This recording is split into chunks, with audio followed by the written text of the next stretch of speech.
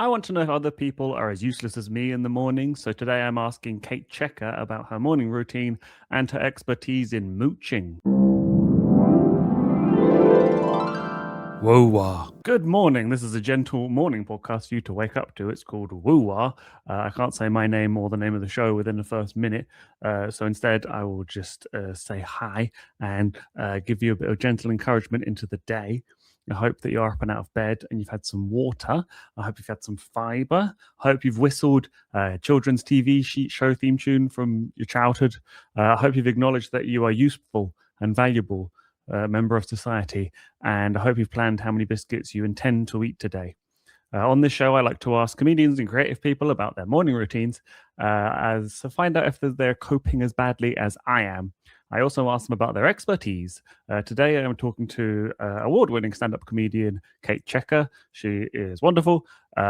She is an expert in mooching. This episode is really, really fun, but annoyingly, this is a exercise in 2 is 1 and 1 is none.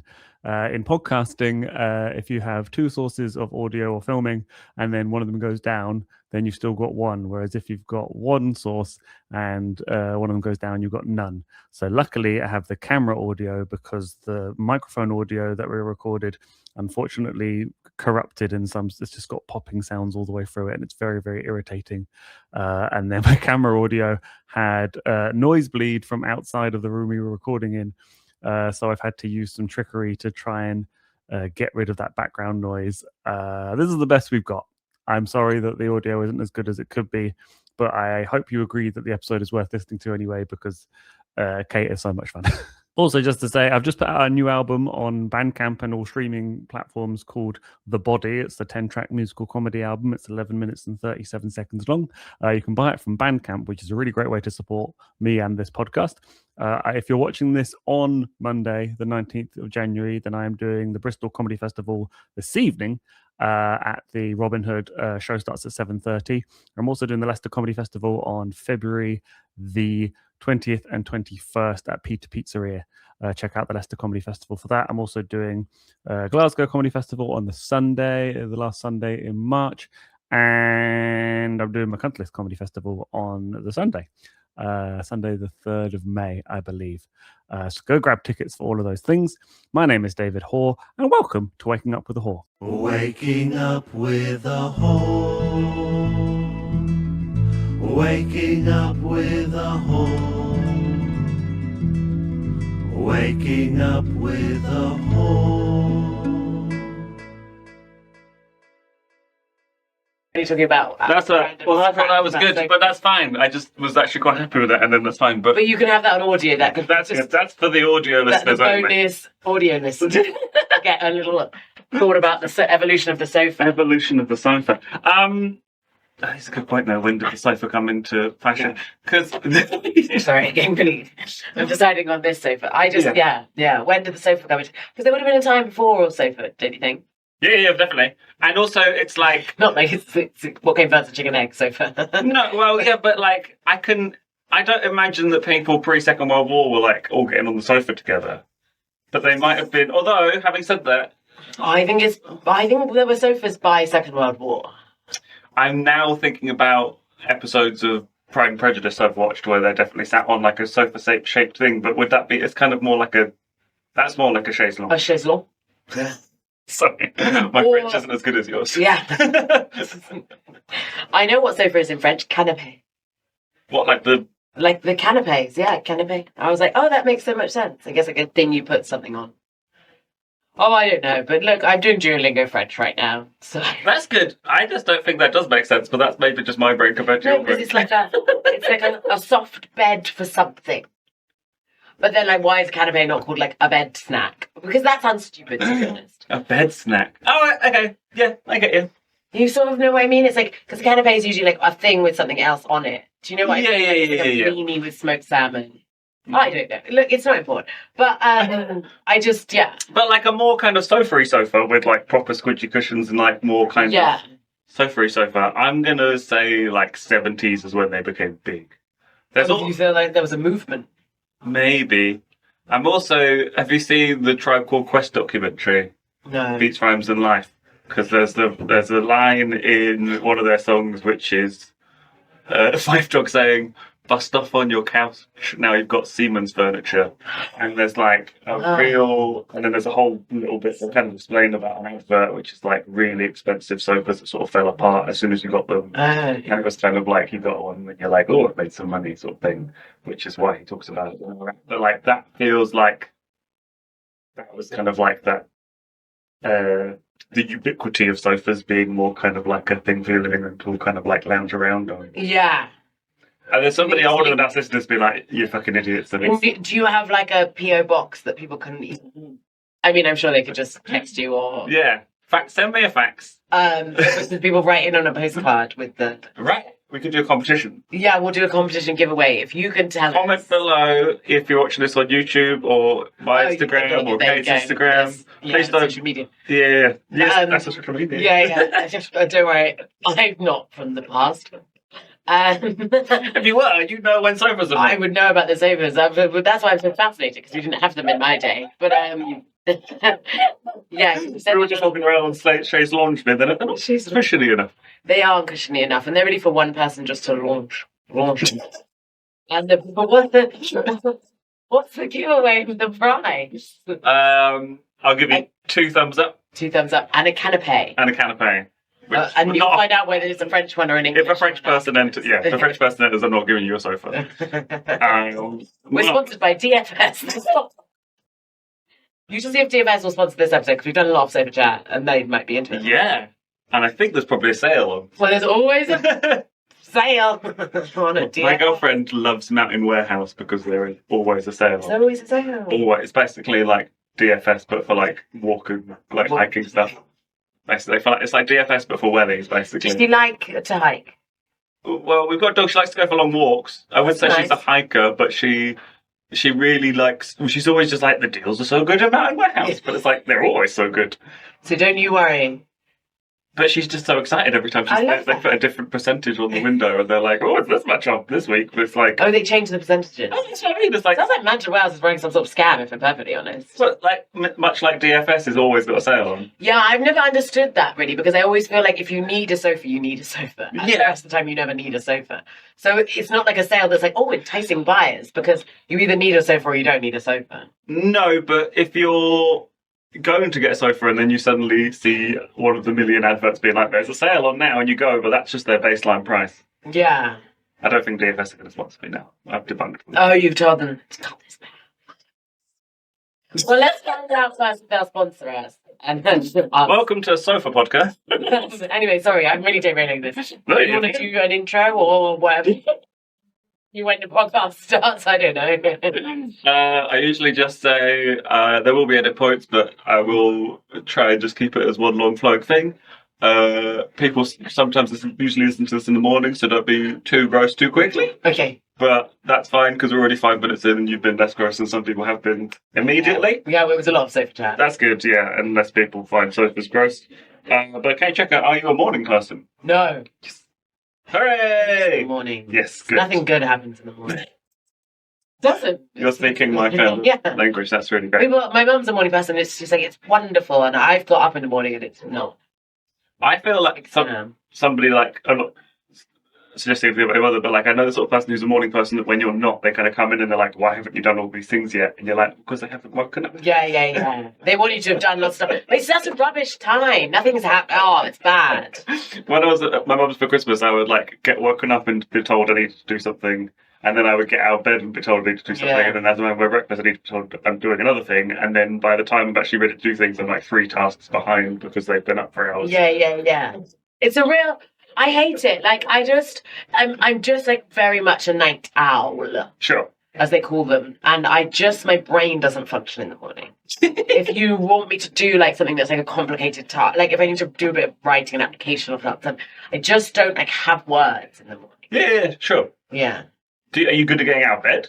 No, I'm really grumpy. And I've had this issue with like partners and friends that when I've shared a bed with them, people wake you up. Which I think is actually, it should be considered like so socially like awful. Yeah, of course. It should be like a real social norm that you're not allowed to wake people up. Yeah. The way you don't wake a sleeping baby. It should be like that. Yes. Don't wake a sleeping baby. Don't wake a sleeping adult. Don't wake sleeping people. I think morning people will go to bed earlier.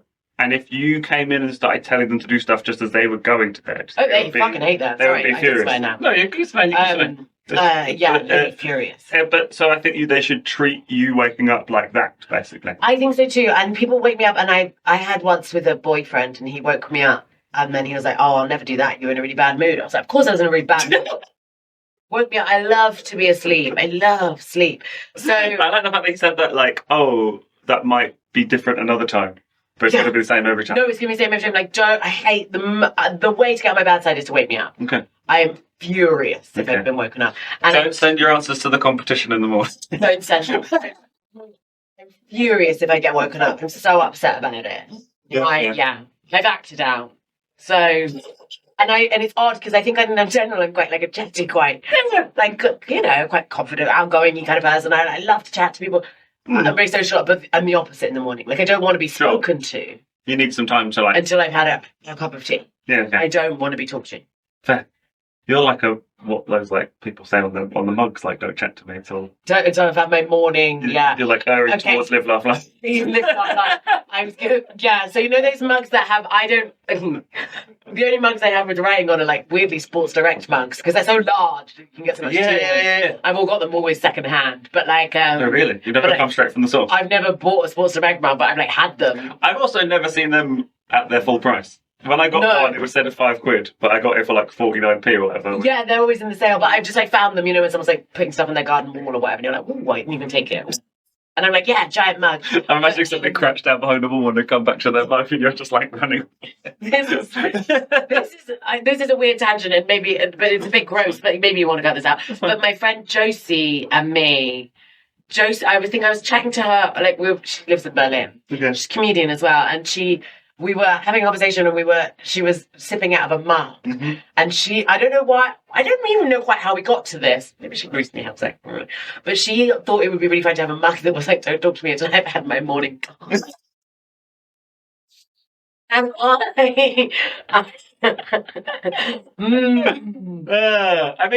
think it would sell.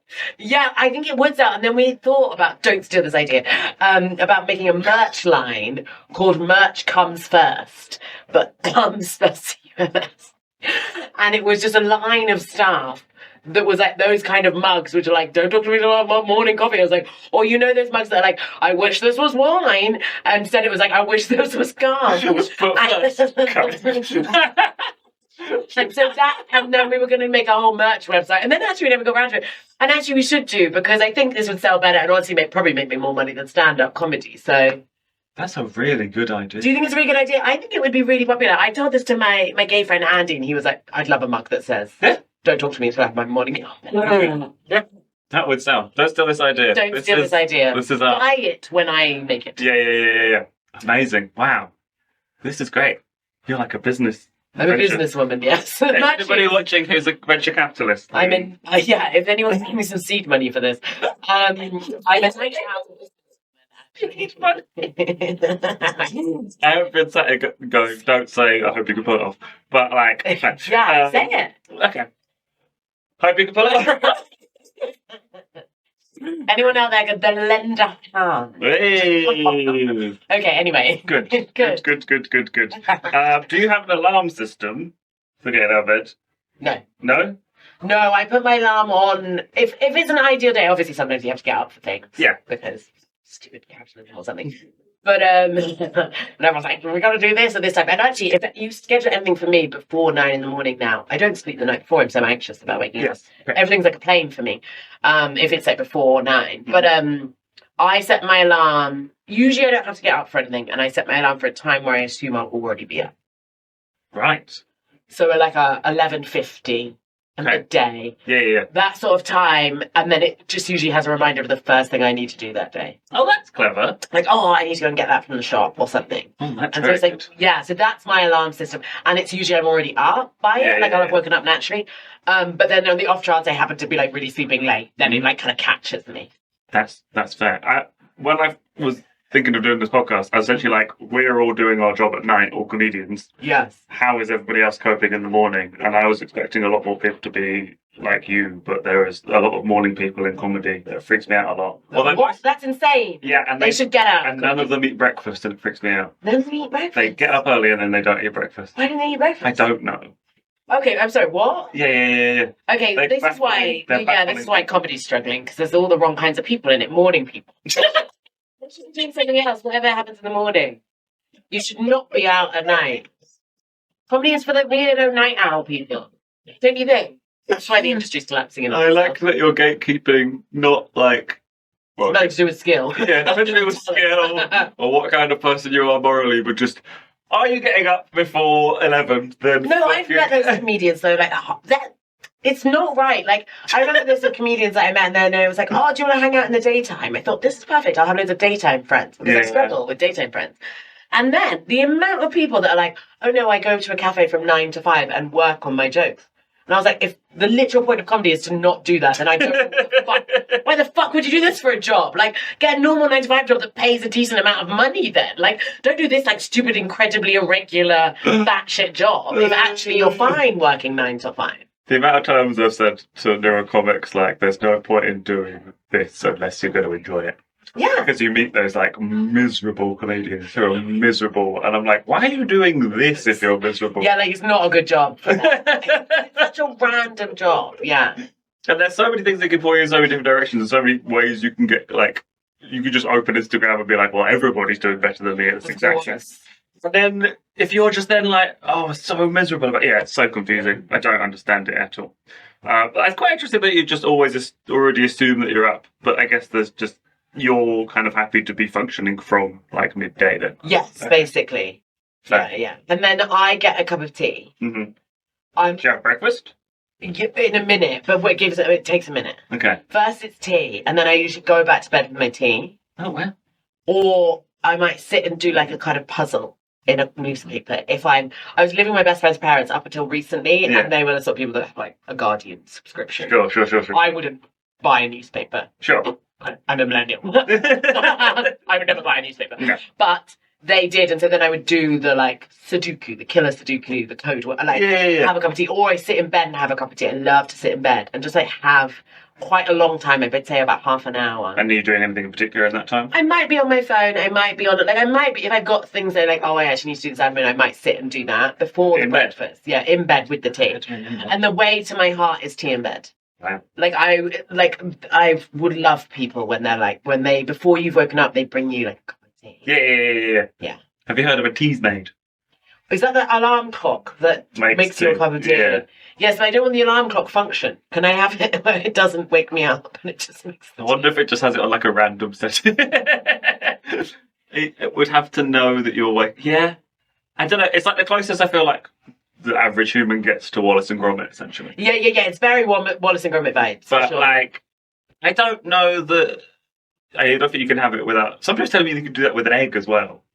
I don't want that. No. I don't want a machine to make me an egg in the morning. I don't know about, like, having milk not refrigerated overnight just on your bedside table for your tea. I think it's probably fine, to be honest. Like, I'm not the sort of person that can afford to essentially heat my house during the night. But, so I think it would be fine in my room. Wait until you come merch, or I've got that side. Yeah, until my cum merch. Wait till my cum merch comes first. I'm glad I've recorded myself saying that. Chef Female Comedian. Until your cum merch comes out. It's a podcast, a comedian podcast, so it's always a little bit gross. That's just how our podcasts are. That's so funny. But I don't think I want it either. I want someone to bring it to me. I don't mind making my own tea. No, but that makes sense because there's emotion to it. Yes. Yeah. So it's a really long gap between tea and breakfast, though. I would say anywhere between 40 minutes to 2 hours. 2 hours? Yeah. Fair enough. This is a leftover habit from the pandemic. Right. So in the pandemic, obviously it was so boring and awful for everyone who was a comedian, especially. We were the ones that really suffered. And actually no one talked about it. No, I'm not saying that. That's not what I'm saying. That's a joke. But there was so little to do if you didn't have a job that, like, my way of dealing with it was to try and stretch the morning for as long as humanely possible. And so I got to the point where, and my mum kind of likes to do that kind of intermittent fasting thing. So if you can stretch out your gap between, like, breakfast, like dinner the night before and breakfast. So we weren't having breakfast until like 1 p.m. Sure. And now it's stuck. And so me and my mum now don't really have breakfast until gone midday. Fair. What are you having for breakfast? Full English. I know, I said that recently to someone, like one of my school friends. It was like my fucking secondary school boyfriend. He was like, no, you don't. And I was like, no, I do. And he was like, don't lie. And I was like, no, I'm having a full English breakfast every day. Is it the same thing in the full English every day? I had times which it's been more extravagant than not. When I was at the most luxury, it was like oven hash browns. Sure. 3 oven hash browns. Great. Bacon. Yeah. Black pudding. Lovely. Love black pudding. Great. Avocado, tomatoes, and a poached egg. Wow. And I was having that every day. And then what's it down to now?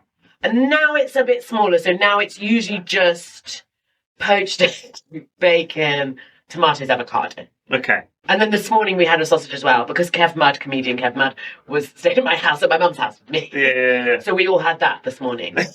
That's all we had. I made it. And that sounds great. Like, yeah, I'm sad that you're not having hash browns more. I love oven hash browns. But hash browns are like they take a while. So the reason why I've not had hash browns, I think I might bring them back actually. Because actually if you're drinking a cup of tea for 40 minutes, you can just put some hash browns. You just once you made the tea, you put the hash browns in the oven, then you Yeah, they take the same time as sausages, I would say. Yeah, they're about 20 minutes, the hash browns. So maybe I'll bring the hash brown back. Because I did love that. But it was funny because every time I date someone and they stay with me, they're like surprised that in the morning we're all having full English every day. Yeah, it's like I have a hookup. I'm like, right now it's time for our full English breakfast. But that sounds great. And then I think men especially think it's like a sign that I'm really into them. And I'm like, it's not. I literally eat this every day. This is my cereal. with you. Yeah. I'm doing this for me, not for and you. it's perfect because you feel full for so long. So then you don't need to worry about food for quite a while. I mean, that is true. Yeah. And you've got the avocado and tomatoes and stuff. So avocado and tomato is really good for you. Yeah. And then I would like Protein. maybe make a smoothie if I've got time. I make like a sort of like pineapple, orange juice, lime, ginger, nice, apple, spinachy kind of smoothie. You've got like an exciting blender. No. I just got a stick one. Oh, yeah. Yeah. A zhuzha, which I prefer to the but it's not, this isn't interesting, but like, you know, that, so I might make a kind of like healthy, greeny kind of smoothie that tastes nice. Sure. And then I've been filling into breakfast. If you've got the full English and the juice, do you feel like it's opulence? Or you like this? I just feel like you're so set up for the day then. You basically had all your 5 a day, because you've had all of that in the smoothie, and then you've had your tomatoes and your avocados and your brunch. You've had so much protein. Like, I just think you're then, like, fine until, like, 6, 7 p.m. That's great. Yeah. That's really good. Okay. When you first said this, I was a bit like, that sounds kind of... I'm kind of imagining more of, like, a greasy spoon sort of full English. Yeah. I guess I don't have the beans and I don't really do the mushrooms. Sure. And I would only do the sausages if they're guests. They take too long, sausages. And I don't know if this is controversial, but I prefer black pudding.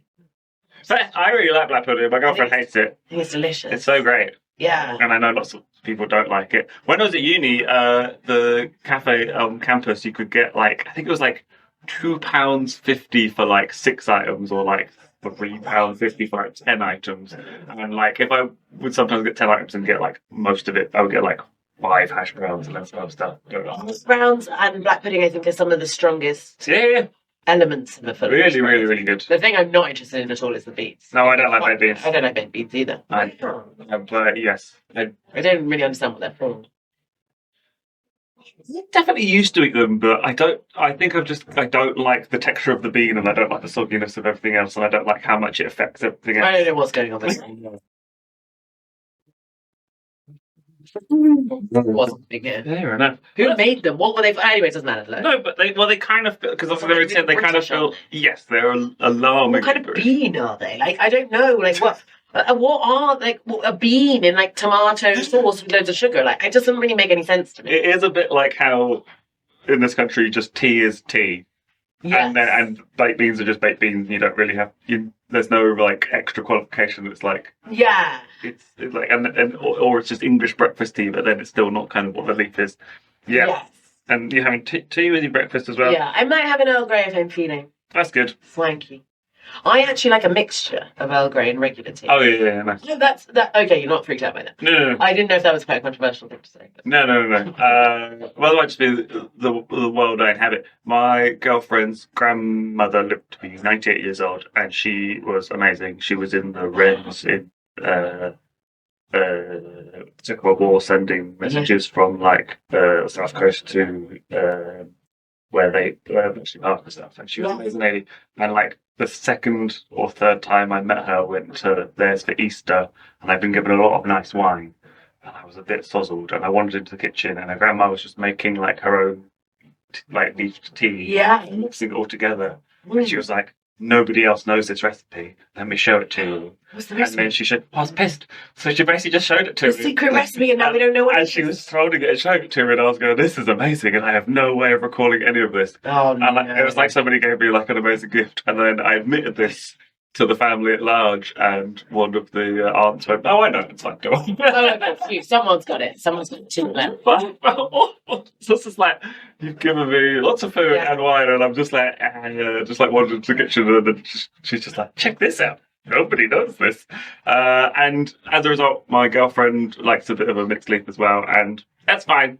I sometimes like it as a bit of a change. I've recently gone to having Earl Grey more just because I don't know if it's just a neurodivergent thing, but one day I just woke up and I was like, normal tea is not hitting it today. So then I switched to Earl Grey, and I'm enjoying that in the morning. Yeah.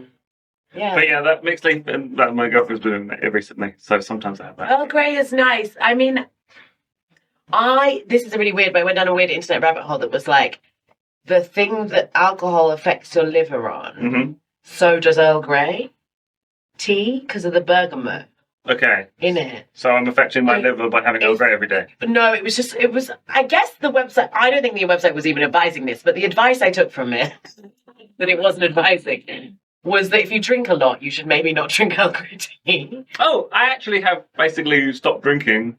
Okay, so perfect. So when I've been drinking, I try and have Builder's tea. Yeah. And but right now I'm doing Dry January, so actually this is the perfect moment to get really back into Earl Grey. Get into Earl Grey right now. Yeah. Okay. That's really useful information. Thank you very much. I don't know how helpful this is. That was a random website. What website was Sebastian? You're like 4chan or something. I feel like, I know this sounds a bit weird to say, but I feel like it was something to do with Korea. Okay. I think it was like some sort of Korean website. Okay. But not in Korean, because otherwise I wouldn't have been able to read it. Sure. So, anyway, look. Do you have a north or south in that? I'm going to guess south, but it would have been North Korea. In which case, how much do we want to trust the information? But you know what? Like a lot of countries right now that claim to be democracies are behaving absolutely mentally, so do we trust them either? That's true. Maybe we're on the side of North Korea. This has not gone the way I thought it would. But No, I didn't at all. I didn't think this was what this podcast was about. well, it's all right.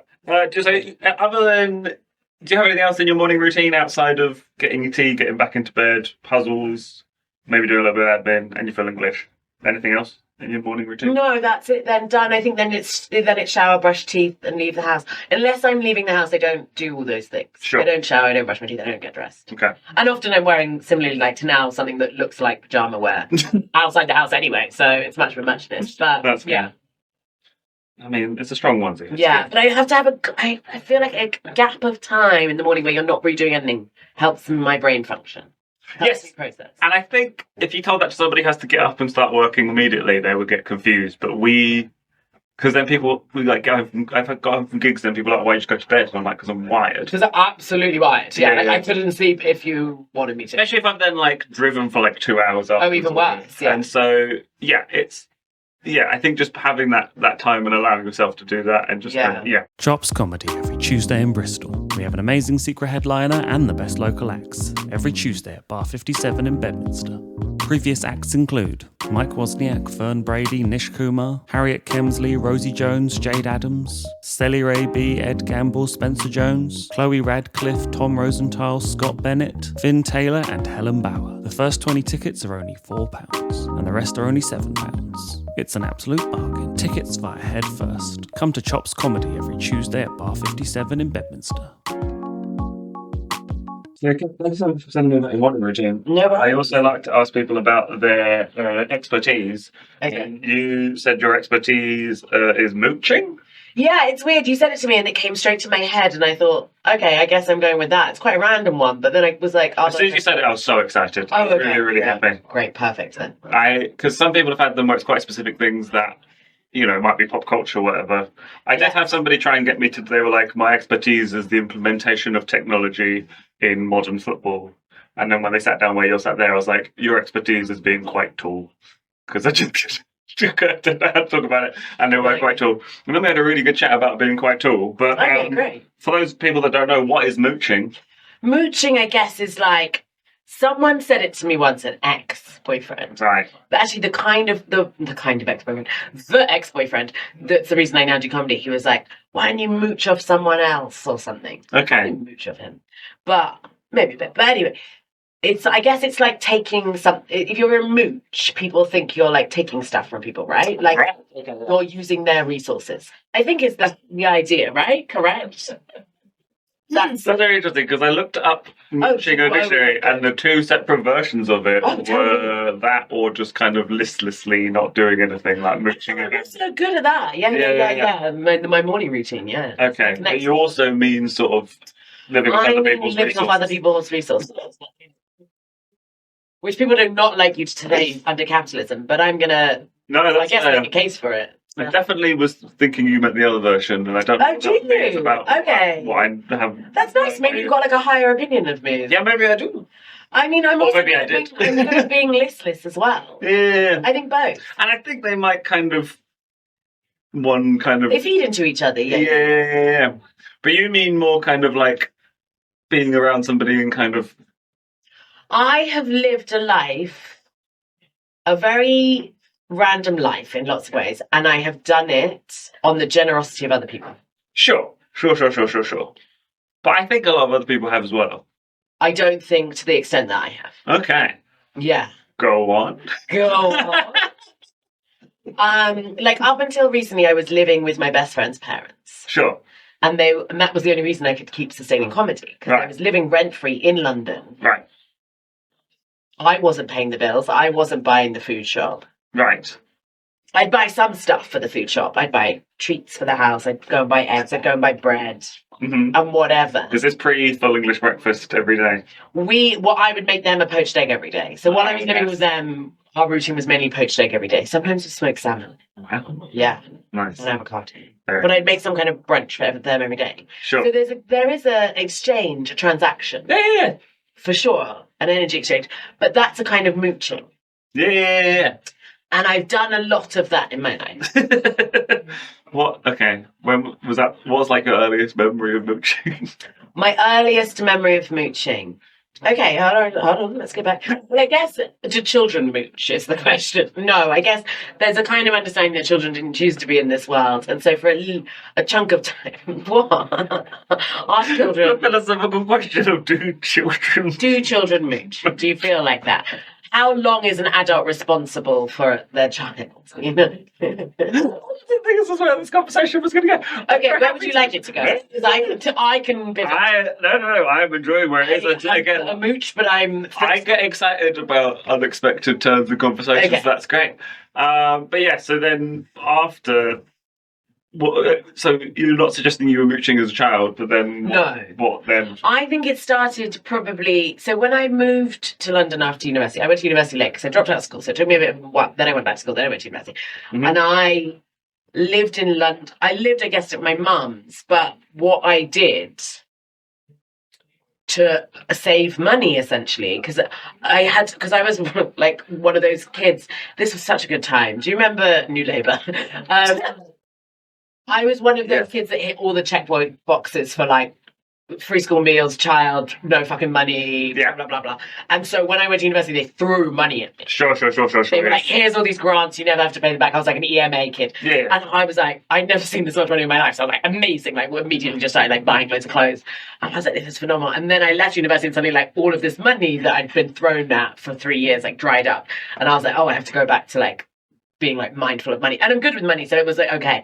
But one of the things I did when I moved to London is I worked in a pub and I worked in a nightclub in Soho. But I sort of organised my shifts so that I worked at the nightclub on Soho on Thursday nights, and then I did Fridays and Saturdays in the pub. It was a pub in the city, so I didn't work Sundays. And then I think I did Mondays. And then I came back home to my mum's in the countryside. And then so that bit of time while I was in the city, I would just crash with friends. Yeah. And I would crash a lot with my friend Kate, who also called Kate, who worked in the nightclub with me. Okay. And she lived in a squat kind of situation that used to be an old like nursery. Right. Like a children's nursery in an Elephant and Castle. Okay. And it had on the walls like Dora the Explorer and like That sounds quite creepy to sleep in. it was quite creepy to sleep in, but her bedroom was in the office. It was Right. like upstairs. Everyone else's bedroom was like downstairs in like what was kind of the nursery, and they'd like built like some partition walls and stuff like this. Okay. And the toilets were all tiny. Because there was only one toilet that was like adult size, I guess, for the staff, and then the rest of the toilets were all those tiny ones, that like children get in that. Yeah. And then there was sort of a weird communal shower. I guess where they wash the kids communally, but like, is that a thing you do at nurseries? I don't know. Maybe I don't need to know about that. But like, so it was a kind of communal shower with loads of tiny toilets, and in the bathroom, it was a mental place. And parties there we had were crazy. But so I'd sleep basically at my friend Kate's house. Right. Okay. In her bed. Yeah. For like almost a year. Fair.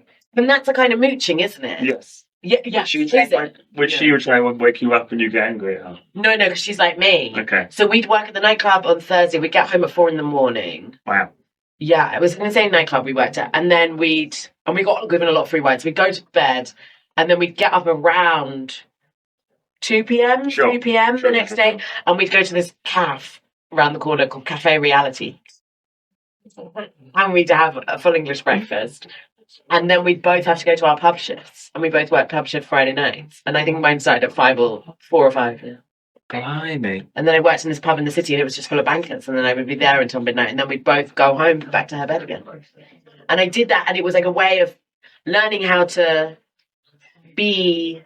get back into like figuring out how to not have money again. Yeah, for sure. And to save money. But I never wanted to be someone that worked. I'm not interested in spending my whole life working. And I know a lot of people aren't interested in it and they feel like they have to. So I understand I'm in a fortunate position where I've not had to do that. A lot of people can't mooch. Sure. It's a privilege to be allowed to be able to mooch. Yes. But that's when I started that time period. I was like, okay, well, like what's another way I can like get the things I want for free? So I started asking if friends were throwing out clothes. Mm-hmm. Which they do. Like, it's kind of phenomena of our capitalist society that people at some point go through their wardrobes and put a bunch of stuff in huge giant bin bags and take them to a charity shop. Yeah. And I would say before they went to the charity shop, would you mind if I went through these? And what I'll do is I'll take it to the charity shop for you. Nice. People loved it because I would turn up in their house, pick up their bags. I would pick out things that I was like, oh, I think I would like to wear this. Yeah. And then I would take it to the charity shop.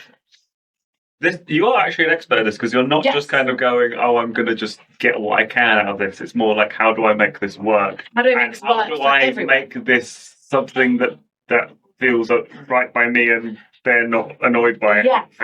That's amazing. Because I would say, I think in comedy you have to kind of work out how to be frugal and you have to For sure. really take up people's generosity in a nice way. But it's I may have been able to afford to be in Edinburgh because I've been able to stay with people that have been like, oh, you can crash here, and I'm like, oh my god, thank you so much. The only way I've been able to do Edinburgh is that I have a friend called Reese, and his friend Dave lets me stay in his spare room. It's the only way I've been able to do Edinburgh because I've not had to pay rent for the whole time I've been there. And there is an element of as I say, because capitalism is crushing us, it's how do you make any of this work? Yes. And it's easier if you could just work and afford all this sort of stuff. But the fact that there are people out there who are willing to do it and you're enriching their life by being around. I think so. Yeah. Because I think I've developed a personality that's based on also trying to be entertaining for people, which is probably why I ended up being a comedian. Because I'm in people's spaces, so I'm very, very mindful of people's spaces. And I'm so good at it to the point now. I mean, if we're going to get deep into this, but to the point now, this is how I go on holiday. Yeah. There are 20 cities, I would say 20 cities in the world that if tomorrow I said I'm turning up, I have somewhere to stay. Nice. And I have travelled the world like this. And people like my friend Kata in Paris said, I came to stay with her last year and she said, and I had food poisoning. Yeah. Because I'd come from Brussels where I'd had these horrible mussels in Brussels. And I was there the next day and someone was in the bathroom and I had food poisoning and I was like, I'm gonna throw up, and I just threw up all over her living room floor. Wow. And she was like, oh no, she's a very relaxed, very internally a bit autistic person. Sure. But she was like, oh no, okay, well here's a cloth. She was just sort of she seemed very blasé about the fact I threw up on her floor. Sure. And then literally when it came to the end of me staying with her, she was like, you can come at any time. Your energy is incredibly calm. You have a wonderful presence to be around. And I was like, it's insane to throw up on someone's floor and then to be like, please stay whenever. Yeah, please come back. And I was like, oh, I've developed a thing around this being in people's spaces, where when I'm quite a loud person and I'm quite chatty. When I'm in people's spaces, I can be quite quiet. I can be I'm very calm, and I'm very easygoing. And That's I think, yeah, because I also I like the fact that if I go gig somewhere anywhere basically past the Midlands, I know a bunch of people who say they come crash on my couch and they're really like, please come stay. And I'm like, this is the best way I get to see people, because when you're working weekends and stuff in comedy, you miss weddings and birthdays. You miss birthdays so much, It's just really nice to be able to see people like that, and if you're able to do that internationally, that's absolutely amazing. Yeah. And I think there is an element of it could seem like you're just almost parasitic, just taking what you can. I think people think that it is from the outside, and we're so funny, I think, because capitalism teaches us to be hyper individualistic and everyone needs to earn their share, and there's all these kind of this language about whoa, if I'm working, everyone else must work, and you're I don't know why we're all this fucking simp for capitalism. We don't have if I'm miserable, then you should be as miserable as me, and you should go through as much nonsense. Yeah, no, I'm sorry, you haven't developed a nice personality that means people don't want to hang out with you, but that's not my fault. I just I don't know. Maybe because you say things like that, don't say that. But I think it's hard, and you're I definitely have. I don't know what people always all the time tell me how neurodiverse I am. I'm constantly being diagnosed by people, not doctors, obviously. Sure. Randomly. With having ADHD, we all obviously not doctors. But people are oh, you're definitely ADHD. I've definitely suffered with a lot of mental health problems. I'm not really someone who can really sustain a full-time job. Every time I've done a full-time job, it's kind of ground me into the ground and caused me to have a breakdown. Right. And so I've been I have to figure out a different way of living under this system. Yeah. And this is one of the things I figured out. And it's to the tune of, but it's also, it's environmentally a good way to live. To the point, when I was living at the nursery when this sort of began, I remember we did, in the pub I worked in, they were oh, it's Halloween, we want to do pumpkin carving. And so I was one day on my shift carving all these pumpkins. But then I brought home all the insides of the pumpkins and made pumpkin pie. Okay. And it's that logic of this doesn't, they were just throw it in the bit. There's so much waste in our societies, and it doesn't need to be like that. Yeah. For sure. And you're decreasing loneliness by being around other people. Yeah. And as you say, I do have an ADHD diagnosis, but I did a bunch of other jobs. The day after I worked out I had ADHD, I spent 24 hours just pissing myself laughing, because I was well, of course I do. Yeah. And I was just listing all things that's all the jobs I had, I just couldn't do them in the way that other people wanted me to do them. Yes. And now, the way I'm living my life now, I am not burdening their job by being in the way. I'm not burdening myself with their nonsense. Does that make sense? Yeah. We're all free now. Yeah. It's better for both of us if I'm not feeling you're telling me to do that in a way that I just physically can't do it, or mentally can't, and then I just spend the whole time being whereas now I can, I think that I kind of got into comedy and was kind of okay, this is good, and wasn't a plan from birth or whatever, but now I'm I just need to learn how to make this work, because this actually suits my brain and lifestyle so much more. So yes, okay, that's good. Yeah. Have you got any advice for people that might want to get into mooching? It's you develop a good personality. Is the trick. And people don't work on their personality for some reason. They think it's sort of innate, and I'm no. You can evolve and grow. Everything is a skill. Yeah. Probably that, and just it's it carried on. After I moved to Berlin, Mm-hmm. I worked in this call center. I mean, Berlin at the time was very cheap, so my rent was €300 a month, and I was earning €650 a month, and that was enough money. And I was only working 20 hours a week, and it was easy going. Yeah. And then I started my masters, and I was still working at the call center, and I suddenly didn't have any time or money. But the thing about the call center, it was Hungry House, which used to be one of those Deliveroo kind of companies. It got bought by Just Eat, actually. They used to, those corporate call centers where they give you free weird perks. So there was free yoga. So I went to the free yoga. Oh, wow. Okay. And then there was free fruit. And so there was these fruit baskets would arrive at a certain time every day, and there was free fruit. And I would go in on my day off and steal them. Nice. But I was I have to, because I'm running out of money. Yeah. And so I ate a lot of, I think I gave myself maybe some kidney problems then, because you shouldn't just have loads of period fruit. It's not enough food. But it's figuring out where there is an ability to take something that no one minds if you take, and that the person that no one's losing out. No, of course. Not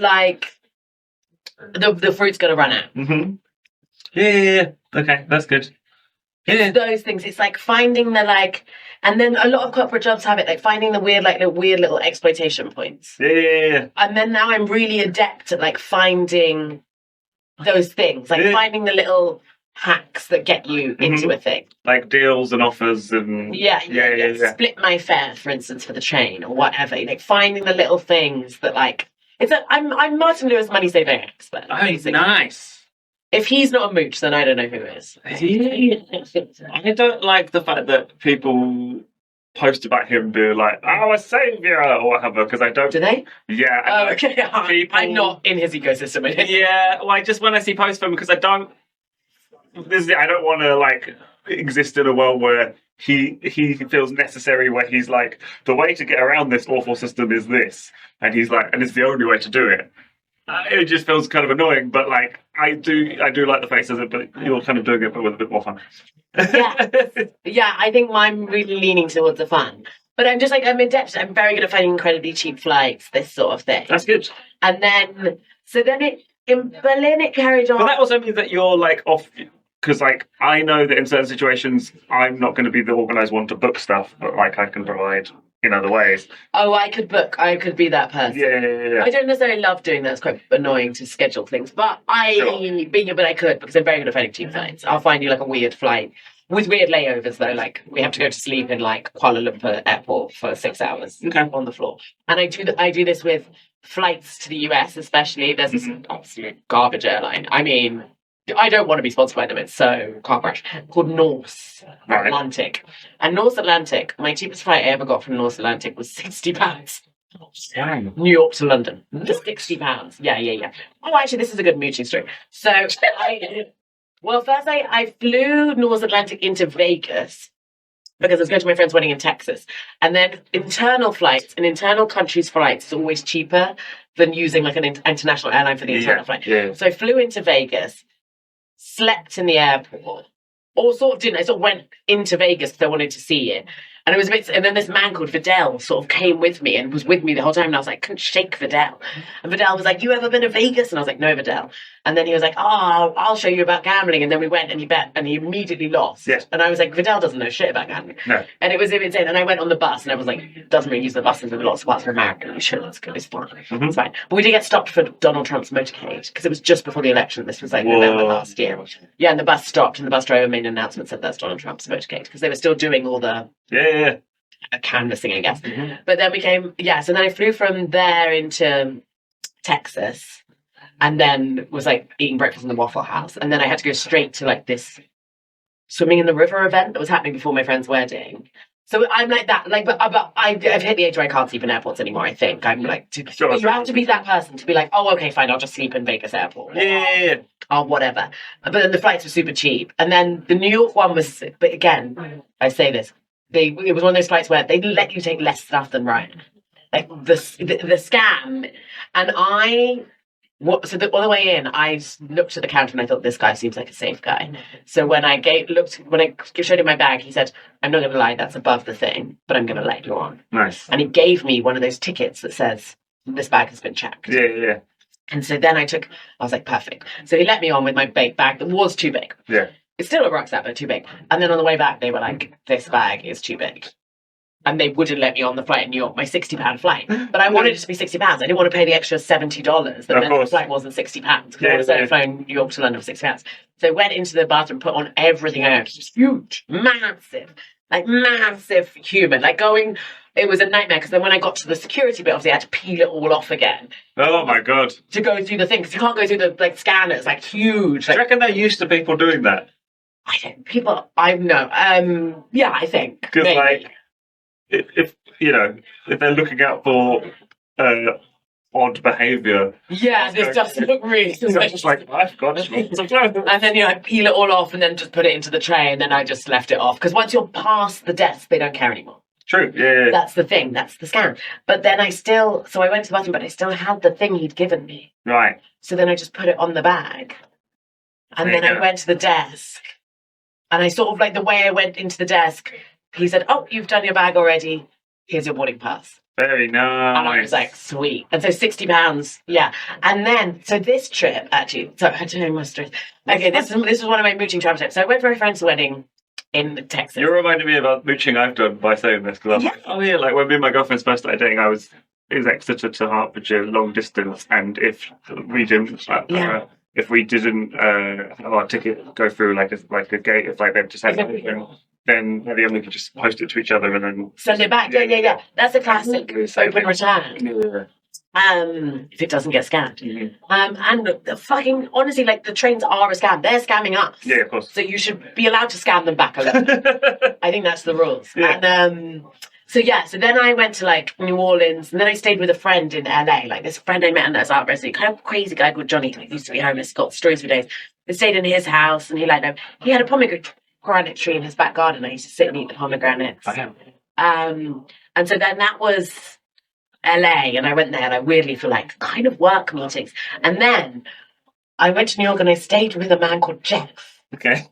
And Jeff was a 73-year-old man. Right. Who came to my Edinburgh show. So my Edinburgh show, like when I debuted 2024, I did my show with zero PR, no production company, no agent, no nothing. Sure. I was in this situation. So it's like kind of random the people that I ended up coming to my show. Yeah. But I did do well. I sold out every day.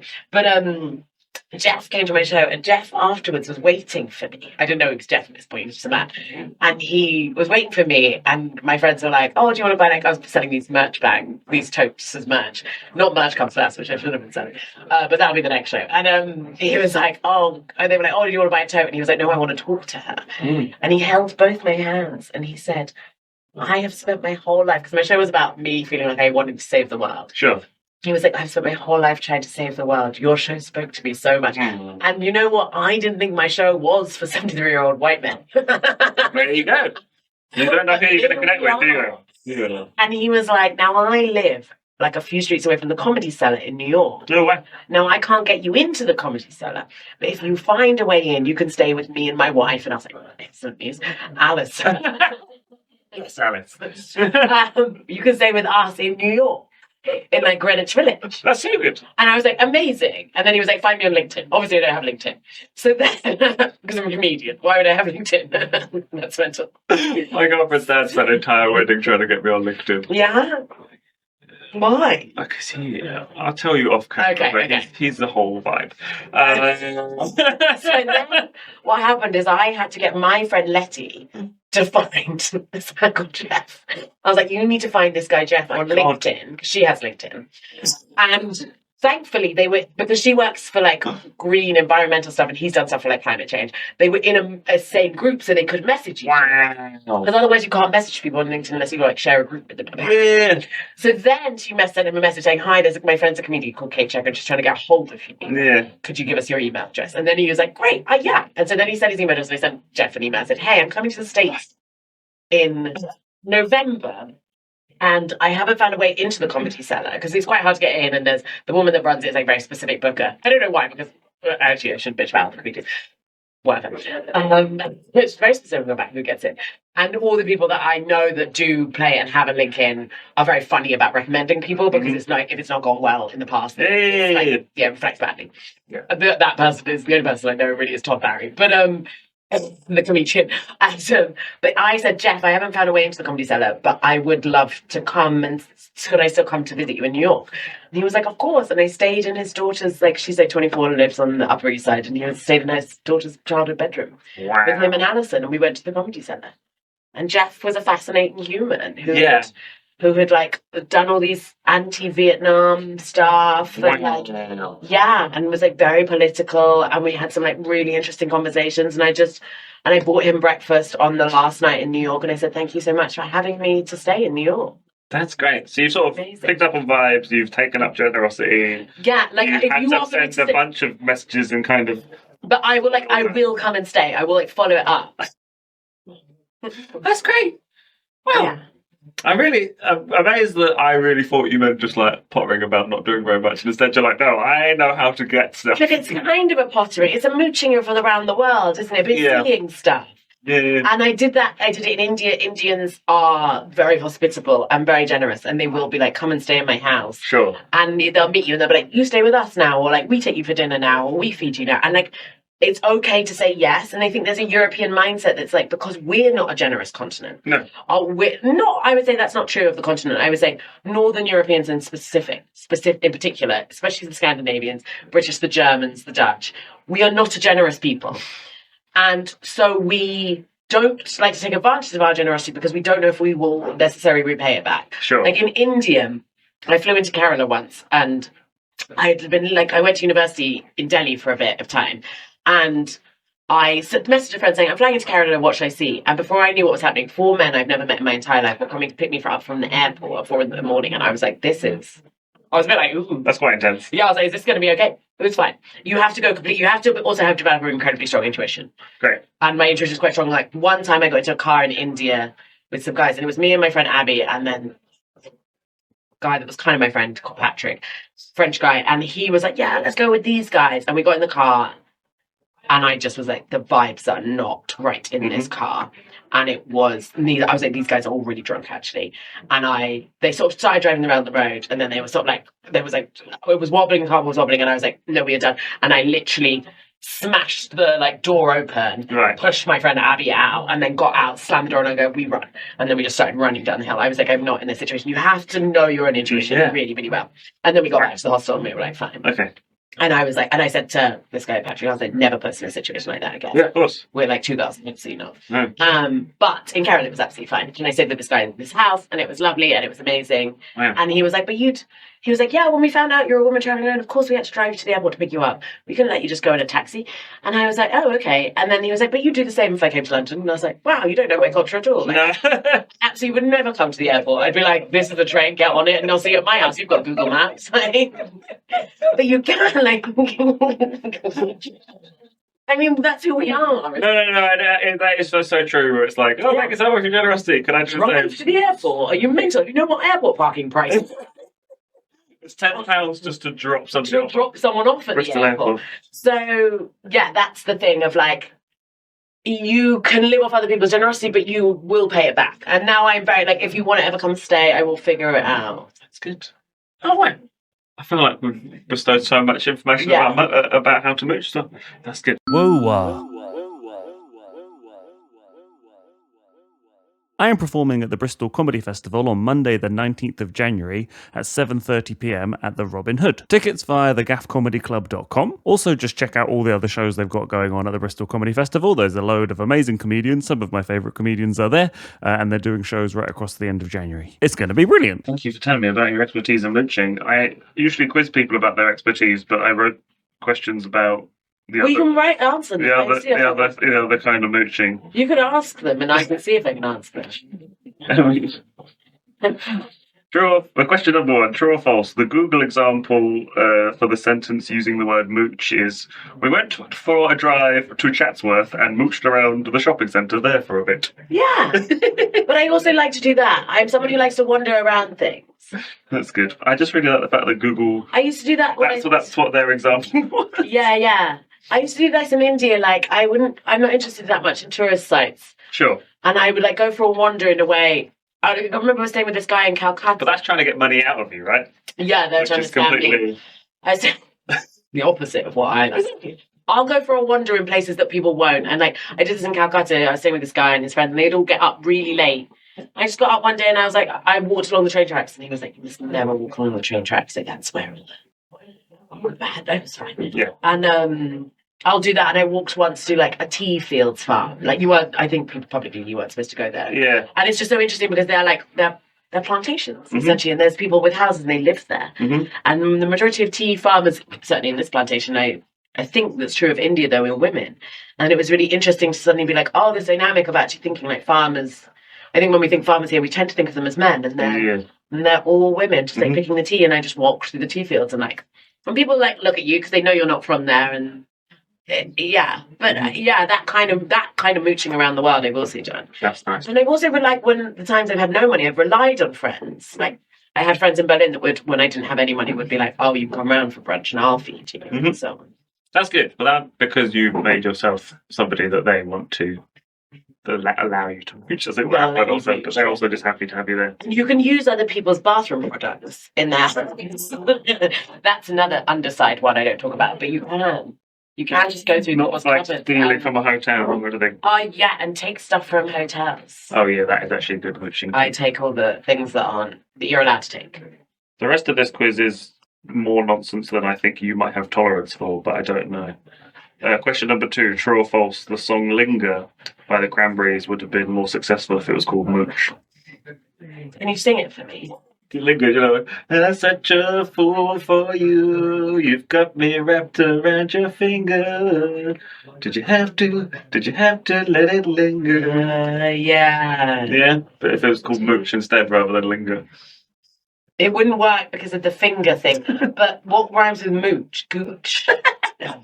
You've got me wrapped around your gooch. I think that would sell. Did you have to be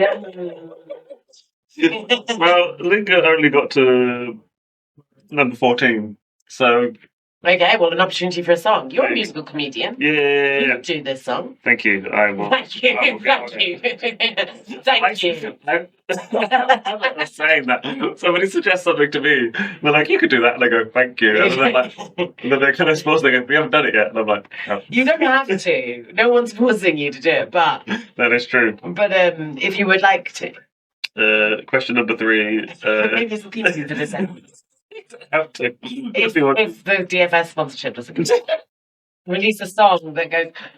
Do an accompanying song for this podcast episode. Well, we'll get to that. Question number 3, is window shopping the same as mooching? I don't understand window shopping, but that's because I don't like shopping, so I wouldn't do the other one either, really. Mm-hmm. So, no. Correct. Having no purpose or mooching is not the same as trying to buy a window. Wait, are these loads of jokes you It's just a quiz. This is why I wasn't sure if you'd have the tolerance for it. Because this is a quiz? No. This is the point where a lot of people are like, this is the point of the podcast I usually get called a dick. Why? So people don't. You're a dick. Okay. Oh yeah, well, because I started talking about the thing they're really passionate about, and then I just started. Oh, I guess I'm not fucking passionate stupid about about mooching in that same way. I just happen to be someone who does it. Yeah. Also, I couldn't come up with any more questions about mooching because I just felt I don't know how you do that. So the final 2 questions are: question number 4, who's older, Gary Oldman or Gary Newman? Is it a trick question? Mm-hmm. Do you know Gary Oldman, No. the actor, Fifth Element, Star I don't Wars? watch TV. You don't know Gary Oldman? No. Do you know Gary Newman is? No. I don't know who either of these Garys You don't know? Here in my car, I feel safest of all. Or I've like, heard that. Yeah. it's cold outside. Oh, no, that one doesn't. I thought you were doing about to do. No, that's not how it is. Freak Like Me by Sugar Babes. Is Yeah, the same, Freak Like Me. That's what the music is Oh, called. that, I knew I recognised it. You don't know Oh, Gary Sugar Newman? Babes are. Yeah. Well done, you. Yeah. Richard, Yeah. Keisha, Yeah. and the other one, Siobhan. Yeah. Sinead? Sinead or Siobhan? Well, I think there's She been- left, and then there was Heidi. and then there was like a Jade, I think. Yeah. And then there was another one. I And then think. there was another one. Maybe the other one came before Jade, though. A man. Anyway, it doesn't matter. Look. That's fine. Wow, I mean, that's amazing that you've not heard of either of them. I've never heard of either of these Garys. Okay. Well, Which one there's is one younger? called Gary Oldman and one called Gary Newman, but Gary Newman is older than Gary Oldman, which is very. I knew it was a trick question. Well, it's not a trick. I could have got it. It's just. Well, why are you trying them? No, that's what was in it for me. And then the last question won't make any sense to you because it's how many wives has Gary Oldman had? Hold on, wait, maybe? Well, you can guess a number. Oh, okay, it's not It's an in the actor. name. No, it's just Gary Oldman. 4. No, 5. 5! Damn it, I wanted to say 5 and I thought that's insane. 5 wives for Gary Oldman. 5 wives. Why? Oh, and that rhymes. That's You not. put that Maybe as maybe that's why he did it. It's on 4 wives, and he's like, this feels off. Yeah, 5 wives. You can do I like how you think this is other people make decisions like this. you can write a song with this. This is a song. 5 wives. Gary Oldman had 5 wives. He was the Henry of his time. But one might as well. I don't know. But I'm not way less musical, beheading. so You're doing all right. I'm doing all right. Wow. Okay. So, you got 3 out of 5 somehow, even though it wasn't even your expertise, Stunning. and you've never even heard of Gary Oldman or Gary Newman. That's amazing. I didn't know there was a quiz at the end. Otherwise, I'd have prepared for it. I don't know, it's better. Off topic. I'm prepared still, though. I like to win. I'm very competitive. You did great. Okay. Where can we find you online? On the internet. What, like my handles? Yeah. Kate Cheka, Katecheka. Mawam. Not Mawam, but that's just the jingle from the Mawam Haribo advert. MAOAM. Mawam. Cheka. Cheka. I guess that's what I should say, and then people will get it better. I'll get more followers from these fucking podcasts they keep doing, and then they don't actually have to translate it to anyone. Good. I think about how much I love that Mawam advert. It's the most efficient advert I've ever seen in my life. It's very It efficient. was a guy skateboarding, so I'm already on board. Yeah. They said Mawam, and then they spelt it, so I could, and so I could do it. Yeah, and then it's just like, and it's chewy, and you can bite it. Yeah. That was expertly put. So at Kate Cheka on Instagram and Yes. and anywhere else? Or? I mean, technically on TikTok, but Yeah. I post there when I remember that TikTok exists. Yeah. So Instagram's the best place to go. Instagram's the best place to go. My website, I guess you go there, fill in the contact me form, and I'll get back to you. Very nice. Unless you're that scam man that keeps... Stop contacting me. Go away, scam man. But apparently he's done this to a lot of women comedians, because they posted it on my close friends story. Oh, right. And there's a guy, and he says, "Hi, I'm a retired police officer." Right. And he was like, "And my kids are neurodiverse, but you can't spell neurodiverse. Right. And we'd love a signed... We're big fans of you, and we'd love a signed photo of you." Oh, I've seen my friend post about this as well. Yeah, and I said, "Do you think this is real?" Because I don't believe that anyone that used to be a police officer would enjoy my comedy. No. And just, no, I've seen some people do it, and it's like, why? Yeah, but then I posted it, and all these women comedians were like, "Oh, I've had this man." And so then I wonder, is it scam? But like, also, I don't mind giving a signed photo to someone if they want it. Sure. But then why? Yes, I know it would be good. So it's if weird how real, I would give it to him. creeps when you show it to somebody else in a similar circle will go, the person you show it to will go, "Oh, I've seen somebody else." We have, yeah, you get the same guy that's they like, have "Can like a you be similar my sugar tactic. baby?" Yeah, in the DMs. A lot of women comedians get the same guy. So. Yes. Well, But if you'd like to, I am a mooch. So if you would like to give me money, I can't offer you much. full English. I'll make you one full English breakfast every month for, what do you think a good amount I should ask for? Like £1,000, and we'll hang out once a month. Actually, let's go out for the full English breakfast. If you're rich enough to afford this, then let's go out for it. I won't cook it. Nice. I'll hang out with you once a month if you give me £1,000. Just to an escort service that I'm really... Okay, no, let's scratch this. I mean, the podcast is called Waking Up With A Hoare, but that's my surname rather than anything else, so... Was this a front? For David Hoare's Hoare. Oh, no, actually, that's not much. You're like, okay, we've derailed too much. No, that's not even Dutch. Is there anything else you need to plug? Or would like to plug? Oh, yeah, sure. I'm doing works in progress all this year. Nice. So please, can you come to my work in progress show? It's very funny, you should go see They're it. very, very funny. I don't know when this podcast is coming out, but Maybe the 19th of January? damn, after Bristol. Okay, so come London, Glasgow, Brighton Fringe. There'll be a Sheffield date. There'll be Cambridge. There'll be Hastings. Nice. Very, very New nice. show. Next bit I think I'll be very excited about is my last question to all my guests is give me a title for a song and I will write that song Wow! at the end of this. And it's going to be Mooch Life. Well, no, is that what your title? You give me a I title. thought about doing a YouTube channel called Mooch Life once. Back in the day when someone was like, "Oh, you're very funny, you should have a YouTube because you mooch so much." Because like most of the just That's good. Instagram stories thing about how much So you many mooch. business ideas. And I know, I have such a creative brain, and yeah, I go through with, and then ADHD, so I go through with none of my ideas. But Mooch Life, you could do it to the tune of Park, like Mooch Whenever Life. somebody gives me something outside of the title, I'm off the mic. You can suggest that, but I don't know. But was that what you'd like it to be? Because you've suggested stuff about wives and wives and wives. I think Mooch Life would work because then you can do Mooch the thing Life. about the 5 wives and what lives rhymes with 5 and wives. Mooch Life, cool. That's a good song title. That's great. And yeah, but did you just hear what I said about lives rhyming with wives and 5? Okay, good. Okay. Also, documented. Oh, okay, yeah, we're recording this. Crazy. Technology, wow. So do that and It would be awful if this is there, and then that was for Right, me. this is good. Thank you so much. That was great. I don't know. The amount of times someone has been like, "Can you please come on my podcast?" and I've never seen the podcast, including times I've invited people to do a podcast with me, and the podcast never seen the light of day. Okay. Yeah, So you never know, really. People I have done that when you're trying to figure an idea out, but this has I've released other episodes of it. You haven't, it's already out in the world, so and I've already laughed enough that I know that people will enjoy. Okay. Although I hope they don't steal your business ideas. Maybe I'll just do them before. When have I got till the 19th? You got like a week and a half, basically. For the website to go live. Yeah. I can make it done. I can get it done. Great. I work well to a deadline, actually, so this is good. Yeah. Okay. Well, thank you so much for telling me about your expertise and your morning routine, and thank you for being a guest on my podcast. Thank you. Thank you for having me. Kate Cheka. Yay.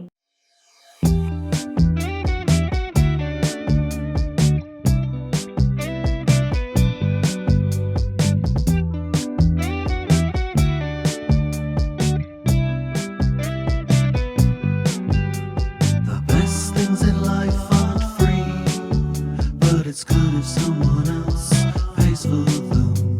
Then I can use them too, in exchange for being your friend or one of your 5 wives. Thank you so much to the wonderful Kate Cheka there. As you can see, she is wonderful. Go follow her at Kate Cheka on the social media. The way this podcast works is I do a guest episode on Monday, and then ADHD permitting, I do mini morning encouragements on Tuesday, Thursday, and Friday. I have a day off on Wednesday. Go me.